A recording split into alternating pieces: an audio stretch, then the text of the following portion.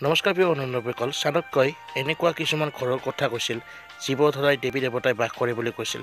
আহক জানি লওঁ সেই বিষয়ে। বলতন্তে ভিডিঅ'টো আমি আৰম্ভ কৰোঁ। যি ঘৰৰ স্ত্ৰী লখিমী স্বৰূপ হয় তেওঁলোকৰ ঘৰ সংসাৰ সৰগৰ নিচিনা হয় আৰু তেওঁলোকে সদায় সন্তানক সুপথত পৰিচালিত কৰিব জানে তথা সংস্কাৰী বনায়। যি ঘৰৰ স্ত্ৰী গুণৱতী হয় তেওঁৰ ঘৰত কেতিয়াও অলক্ষ্মী নাথাকে, সদায় মা লক্ষ্মীয়ে বাস কৰে। যি ঘৰত বিকট পৰিস্থিতিৰ সময়ত পৰিয়ালৰ সদস্যবোৰে মিলাপ্ৰীতি ভাৱেৰে সেই পৰিস্থিতিৰ পৰা উদ্ধাৰ হয়, সেই ঘৰত সদায় দেৱী দেৱতাই বাস কৰে।